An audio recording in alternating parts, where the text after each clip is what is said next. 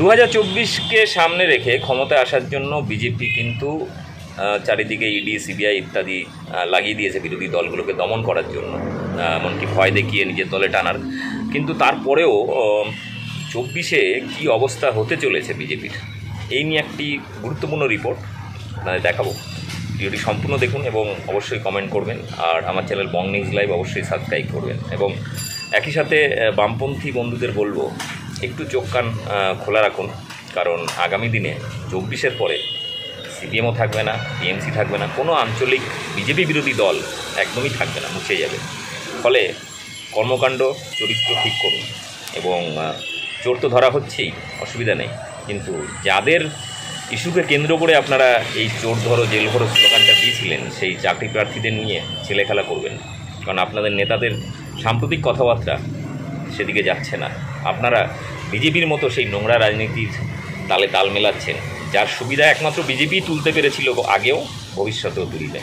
ফলে বিজেপির হাতের পুতুল হবেন না। একটু চোখ কান খোলা রেখে চোরেদের বিরুদ্ধে যেমন বলছেন, অন্তত ডাকাতদের উদ্দেশ্যগুলো, কুমতলবগুলোকেও ফাঁস করুন।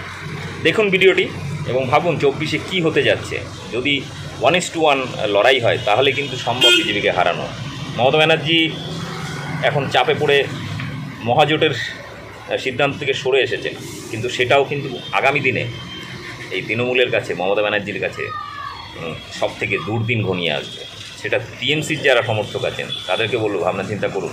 মমতার এই অবস্থানকে সমর্থন না করে সরাসরি বিজেপিকে এক্সপোজ করুন, তাহলে আপনিও বাঁচবেন, সিপিএমও বাঁচবেন। দেখুন রিপোর্টটি এবং যারা নতুন তারা চ্যানেলটি সাবস্ক্রাইব করুন এবং পছন্দের ভিডিওগুলো অবশ্যই শেয়ার করবেন। ধন্যবাদ। নমস্কার, শুরু করলাম আজকের চতুর্থ স্তম্ভ। আমি সুচন্দ্রিমা। বিহারে যা হবার তা তো হয়েই গেছে। নীতিশ কুমার, তেজস্বী যাদব মিলে মন্ত্রিসভা তৈরি করেছেন। ওদিকে একনাথ শিন্দে আর দেবেন্দ্র ফডনভিসও সরকার তৈরি করেছেন। বিজেপি বহু জায়গায় দল ভাঙিয়ে সরকার তৈরি করছিল।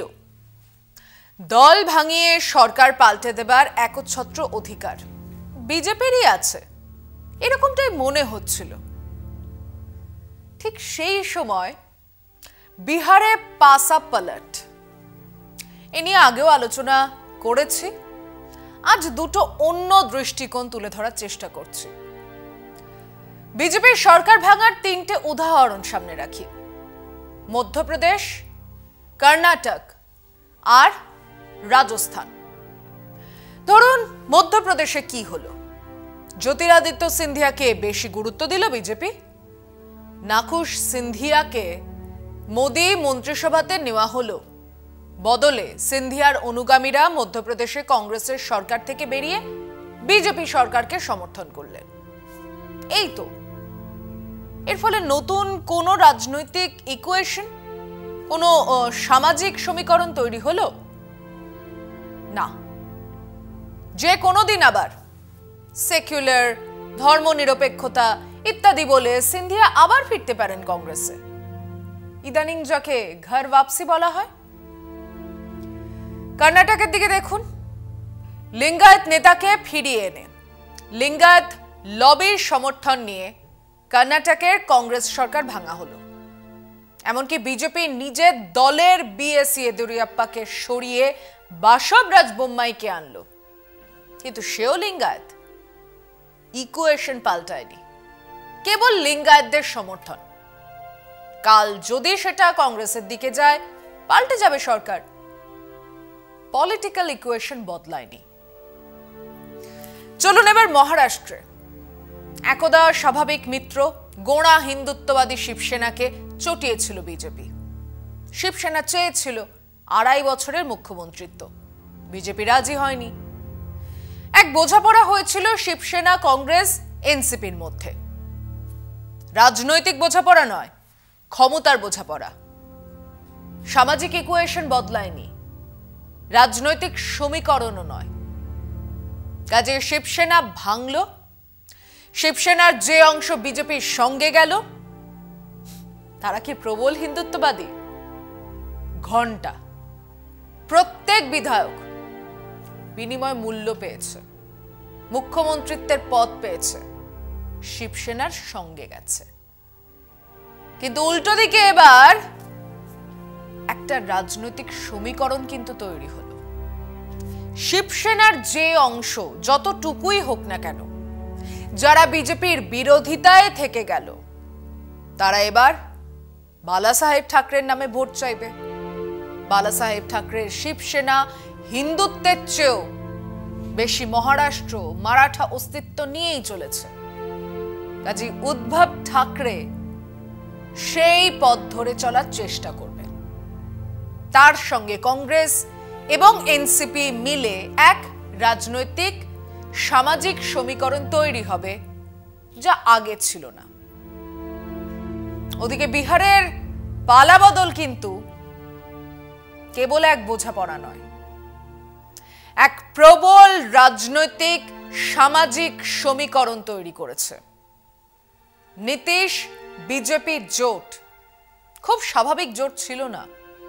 কুর্মী এবং পিছিয়ে পড়া দলিত ওবিসিদের নিয়ে হিন্দুত্ববাদী বিজেপির সঙ্গে কোনো সামাজিক সমীকরণ সম্ভব ছিল না, হয়ওনি। কিন্তু আরজেডি জেডিইউ জোট কিন্তু এক প্রবল সামাজিক সমীকরণ তৈরি করবে। লালুর সময় দুর্নীতি হয়েছে, 100 বার হয়েছে, জঙ্গল রাজ ইত্যাদি বলবো না, কিন্তু প্রশাসনের চরম গাফিলতি তো ছিলই। কিন্তু লালু বা আরজেডির রাজনীতির ফলে বিহারে হিন্দুত্ববাদী রাজনীতি ছড়ানোর জায়গা পায়নি। পাশের রাজ্য উত্তরপ্রদেশের মতো বিহারে হিন্দুত্ববাদের জয় জয়কার ওঠেনি। তার কারণ লালু যাদব, তার রাজনীতি এবং নীতিশ কুমারের প্রবল উপস্থিতির ফলে বিজেপির কোনো বিহার জুড়ে নেতার জন্ম হয়নি। সুশীল মোদী ছিলেন বটে, কিন্তু নীতিশের ছায়া হিসেবেই ছিলেন। কাজেই একে তো হিন্দুত্ববাদের রমরমা নেই, দুই বিহারে বিজেপির যাকে বলে কদ্দোবার নেতা, স্থানীয় হেভিওয়েট নেতাও নেই, যার ফলে আরজেডি জেডিইউ সমীকরণ শক্তপোক্ত রাজনৈতিক সামাজিক সমীকরণ তৈরি করবে। তো এ গেল একটা দিক। বিহারের পালা বদলে বিজেপির চিন্তা বাড়িয়েছে এই সমীকরণের ব্যাপারটা। পরের ব্যাপারটা হলো 2024-এর লোকসভা নির্বাচন। আসি সে কথায় বিরতির ওপরে। কথা হচ্ছিল 2024-এর লোকসভা নির্বাচন নিয়ে। 2-2.5 বছর সময় আছে, অনেক কিছুই হতে পারে। রাজনীতি, রাজনৈতিক সমীকরণ, পদ্মপাতায় জল, তার উপরে ইডি সিবিআই এর জোড়া আক্রমণে কোন সমীকরণ কতদিন থাকে বা বদলায় সেটাও দেখার। আরেকটু হলেই তো ঝাড়খণ্ডের সরকার পড়ে যাচ্ছিল। কাজেই কোনো ভবিষ্যৎবাণীর মধ্যে না গিয়ে কেবল বিজেপির মাথা ব্যথার কারণগুলো দেখা যাক। 2019 বিজেপি একাই 303, এনডিএ সহযোগী দল 50, মোট 353। কাজে ধনী ভোটে পাস হয়ে গেছে যে কোনো বিল। সরকার তার ইচ্ছে মতন সিদ্ধান্ত নিয়েছে, কেউ আটকানোর নেই। অনেকে বলে বাজপেয়ীর মন্ত্রিসভা অনেক বেশি গণতান্ত্রিকই শুধু ছিল না, ওই মন্ত্রিসভা বিজেপির রাজনৈতিক লক্ষ্য, যেমন 3 তালাক, কাশ্মীরে 370 ধারা, রাম মন্দির ইত্যাদি নিয়ে কথাই বলেনি। তারা ব্যস্ত ছিল উন্নয়ন আর বিকাশ নিয়ে। মাথায় রাখুন, অটল বিহারী বাজপেয়ীর দ্বিতীয় মন্ত্রিসভায় কেবল বিজেপির সংখ্যাগরিষ্ঠতা নিয়ে চলেনি, বহু রাজনৈতিক দলের সমর্থন নিয়েই তাদের চলতে হয়েছে। তার মধ্যে এডিএমকে ছিল, সমতা পার্টি ছিল, অকালি দল ছিল, শিবসেনা ছিল, বিজেডি ছিল, পিএমকে ছিল। কেবল ছিল না, তাদের সমর্থন ছাড়া একদিনও সরকার টেকাতে পারতেন না বাজপেয়ীজি। অটলজির তৃতীয় মন্ত্রিসভাতে এদের সঙ্গে তৃণমূল কংগ্রেস ছিল, ততদিনে জেডিইউ হয়ে গেছে, তারাও ছিল। এত শত শরিক ছিল বলেই, নিজেদের সংখ্যাগরিষ্ঠতা ছিল না বলেই বিজেপি তাদের রাজনৈতিক কর্মসূচি লাগু করতে পারেনি।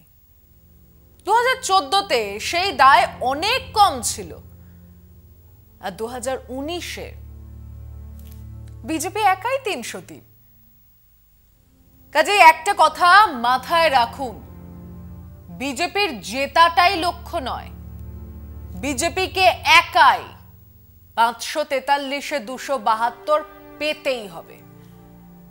শুধু তাই নয়, 2/3 গরিষ্ঠতা থাকলে তারা সংবিধান সংশোধনী বিল পাস করাতে পারবে। এবার চলুন প্রথমে দেখা যাক বিজেপির খারাপ ফলাফলের জায়গা। জম্মু কাশ্মীর, ওড়িশা, অন্ধ্রপ্রদেশ, কেরল, পাঞ্জাব, পন্ডিচেরি, গোয়া, নাগাল্যান্ড, সিকিম, এই রাজ্যগুলোতে মোট আসন আছে 190। 2019-এ বিজেপি পেয়েছিল 36টা আসন, শরিক দল মিলিয়ে মাত্র 36টা আসন। এবার বাংলার 18টা আসন পাবে, এ কথা দিলু ঘোষও মনে করেন না।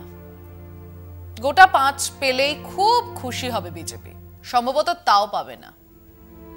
মানে এক বাংলা থেকেই 13 থেকে 15টা আসন কমবে। পাঞ্জাবে শরিক দল মিলিয়ে 4টে আসন ছিল, এবার আকালি দল সঙ্গে নেই, তারাও একটা আসন পেলেও পেতে পারে। কাজে সেখানেও খুব কম করে 2টো আসন চলে যাবে, খুব কম করে ধরলে 12টা, সাধারণভাবে ধরলে এই কটা রাজ্য থেকে 16টা আসন হাতছাড়া হবে বিজেপির। এবারে আসুন বিজেপির প্রবল শক্তিশালী এলাকায়, তবে তার আগে একটা ছোট্ট বিরতি, সঙ্গে থাকুন। এবারে আসুন বিজেপির প্রবল শক্তিশালী এলাকায়। হরিয়ানা, দিল্লি, রাজস্থান, গুজরাট, মধ্যপ্রদেশ, উত্তরপ্রদেশ, উত্তরাখণ্ড, হিমাচল প্রদেশ, ছত্তিশগড়, আন্দামান, দিউ, দমন, চণ্ডীগড়, অরুণাচল প্রদেশ, এই কটা রাজ্যে আসন আছে 203। 2019-এ বিজেপি পেয়েছিল 182, কিছু ছোট সহযোগী দলকে নিয়ে। এবার উত্তরপ্রদেশে অখিলেশের বিধায়ক অনেকটাই বেড়েছে, মধ্যপ্রদেশে কংগ্রেস বেড়েছে, দিল্লিতে আপ এবার আগের মতো খেলা ছেড়ে দেবে না, হরিয়ানা পাল্টাবে। সব মিলিয়ে এখানে বিজেপি অনেক অনেক বেশি আসন পেলেও তা 150 কি 55 পাবে, মানে কম করে 25, সাধারণভাবে 30টা আসন এখানেও হাতছাড়া হবার সম্ভাবনা থাকছে। এরপরে আসুন নজর দেওয়া যাক কর্ণাটক, ঝাড়খণ্ড, বিহার, মহারাষ্ট্র, অসম, ত্রিপুরা, মেঘালয়, মণিপুর। মোট আসন 150টা। এখানে বিজেপির শরিক দলের অনেক আসন ছিল, মহারাষ্ট্রে শিবসেনা, বিহারে নীতিশের জেডিইউ, ঝাড়খণ্ডে ঝাড়খণ্ড পার্টি। কিন্তু এবার মহারাষ্ট্রে একধারে হিন্দুত্ববাদী শিবসেনা নিয়ে একনাথ শিন্ডে বিজেপি, অন্যদিকে মারাঠা অনুভূতি নিয়ে উদ্ধব ঠাকরে শিবসেনা, এনসিপি, কংগ্রেস। মানে গতবারের ফলাফল আশা করতে পারে না বিজেপি, তাদের আসন কমবেই। বিহারে জেডিইউ আরজেডি জোটের সঙ্গে কংগ্রেস বাম মিলে যে জোট হবে তার সামাজিক শতাংশ 65 কি 70%-এরও বেশি। কাজে এবার বিহারে বিজেপি খুব খারাপ ফলাফল করবে। বিজেপি গতবার পেয়েছিল 17, জেডিইউ 16 আর কংগ্রেস 1। এবার কিন্তু ফলটা একেবারে উল্টে গেল, আশ্চর্য হবার কিছু নেই। মানে বিজেপি বিহারে এবার 2-3-এর বেশি আসন পাবে বলে মনে হয় না। ঝাড়খণ্ডে 14টা আসনের 11টা পেয়েছিল বিজেপি, শরিক আজসু পেয়েছিল 1টা। এবারে সেখানেও একেবারে উল্টো ফলাফল হতেই পারে। গতবারে এই 150টা আসনে বিজেপি একলা পেয়েছিল 88টা আসন, সহযোগী দল পেয়েছিল 42টা আসন। শিবসেনা, জেডিইউ বেরিয়ে যাওয়ার ফলে এবং বিহারে সরকার বদলের ফলে এই 150টা আসনের মধ্যে খুব কম করে 39, সাধারণ হিসেবে 47টা আসন হাতছাড়া হতে পারে। তাহলে এবার মোট হিসেবটা করা যাক। 543টা আসনে এবার বিজেপি তার অবশিষ্ট শরিকদের নিয়ে আগের থেকে খুব কম করে 76, সাধারণ হিসাবে 93টা আসন কম পাবে। গতবারে বিজেপি শরিক দল নিয়ে পেয়েছিল 353টা আসন, এবারে তা কমে 277।